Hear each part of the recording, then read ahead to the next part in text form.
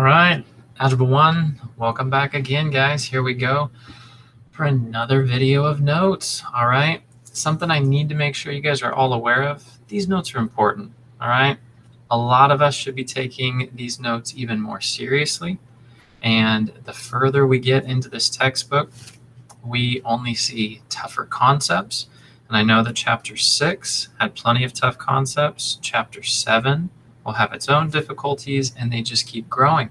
So don't let that intimidate you. Take it from the other perspective of working even harder. All right? The grade will not just be magically gifted to you in terms of getting an A. You have to earn it. So work hard. Take these notes, watch the videos, and ask questions in class. Don't hesitate. Email the questions, message the questions, ask them in class. All right, there's plenty of ways that you guys can pose these questions. All right, so let's get into it. Section 2, we are solving linear systems with substitution, a very important concept. You will use this more this year. You will be using this next year. You'll be using it the year after that, and even Algebra 2. So important concept to build from. All right, copy that chart that's given to you right there. Let's run through it. All right, so when it comes to the steps, you have your basic 3 steps given to you right here. You're going to see me go through example problems where I explain and describe these with the visual, of course, of you seeing the problems being done. So the first step, one equation. All right, so you're going to start with one equation.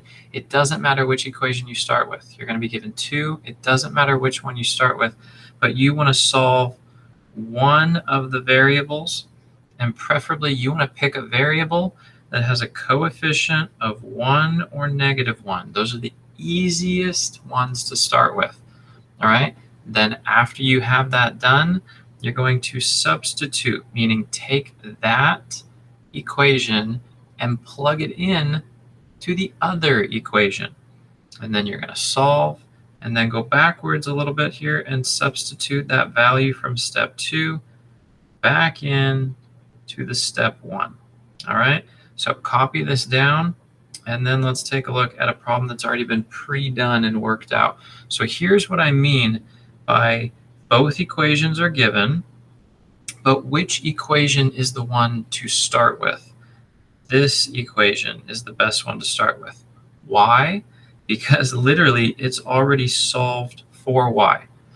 You have to start with an equation that is already solved for a variable, but if it's not, you get to pick the equation that is easiest to manipulate, and you will see that in the example problems that I do.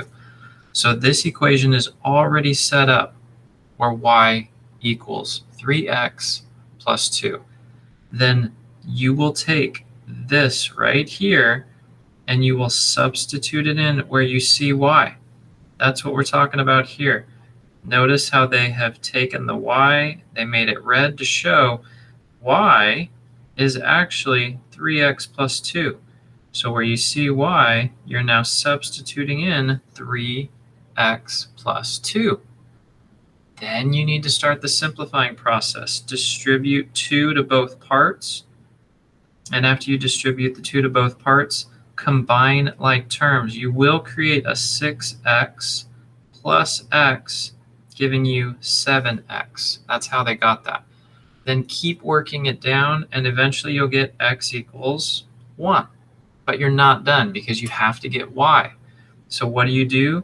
Take x equals 1 and go all the way back up here and plug it in back into equation 1 for x so you can solve for y. That's what you're going to be doing. Okay, so let's do some example problems and check these out right here. All right, first example problem given to us. All right, so notice again, we already have an equation set up as y equals. We will be starting with that because that's already given. So we are going to take this exact value and plug it right in for y, because it says y equals 2x plus 5. So plug that into the other equation. So we have 3x plus, and we're now just going to plug it directly in, 2x plus 5. All right, notice, right? This is telling us what y equals, so plug that directly in for y and then rewrite it after you substitute that in.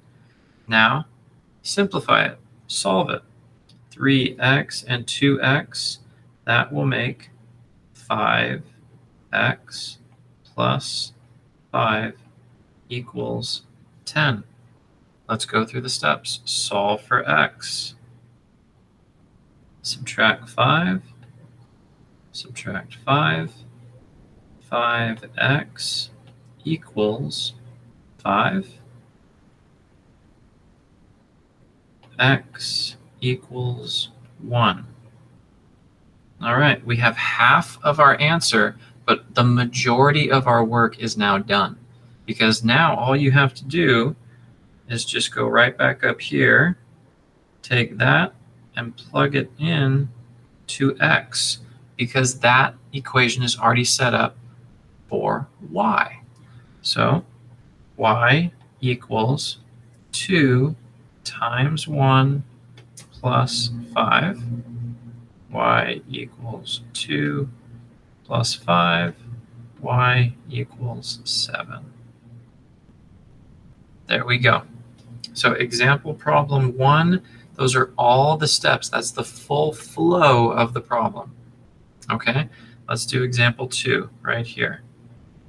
All right, so you'll notice now neither equation is set up perfectly saying, all right, y is this or x is this. So we have to pick the equation we want to manipulate. And here's what I'm going to do. This is the best equation to manipulate. Why? Because notice there's a coefficient of 1 here. There's also a coefficient of 1 here. So we could rearrange all of this. And in fact, what I'm going to do is I'm going to set it up so that x equals something. So I'm going to take this negative y and bring it to the other side. So let's do that. Take that negative y and bring it over. So this actually now says x equals 3 plus y. All right, so now that we have x is equal to this right here, we're going to take that and plug it in right there for x. 3 plus y plus 2y equals negative 6. Combine like terms, y plus 2y, 3 plus 3y equals negative 6. Now subtract 3. Subtract 3. Notice a negative minus another number is going to make a bigger negative. So we have 3y equals negative 9. Y equals negative 3. So we have y, but like I said in example 1, you've basically done all the work. There's only one added step here. And all that added step is we now know what y is, so plug it in right here because this equation is set up for x, and that's what we need is x. So take that, plug it in for y. You're now looking at x equals 3 minus 3, x equals 0. There you go. You have to have an x value, you have to have a y value. We now have them both. There's example 2. All right, let's do one more example problem. Here we go. All right. Again, in this problem, you'll see that neither equation is set up perfectly for one of the variables. So we have to pick the equation that would be the easiest one to start with. And this is that equation. Why is it the top equation? Because this right here, this value for y has a coefficient of 1. That's the only variable that has a coefficient for 1. So we're going to start there by taking the 3x, moving it over so that y is by itself. All right, so take the 3x, move it over here. This now is going to say y equals negative 7 minus 3x. This is what we will be substituting in right here for y. Okay, so let's do that. And then you'll see there's an added step to use the distributive property. So let's set this up. We have negative 2x plus 4.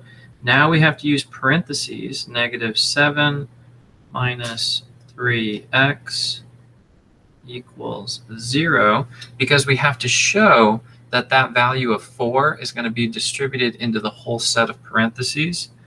So it's going to go to here, and it's going to go to here. So negative 2x, this is going to be minus 28 minus 12x equals 0. Combine like terms, negative 2x, negative 12x. I'm going to do some of that work over here so we get a little bit more space. So that's going to give us a negative 28 minus 14x equals 0. Add 28, add 28, negative 14x equals 28, x equals a negative 2. So that right there is our value for x.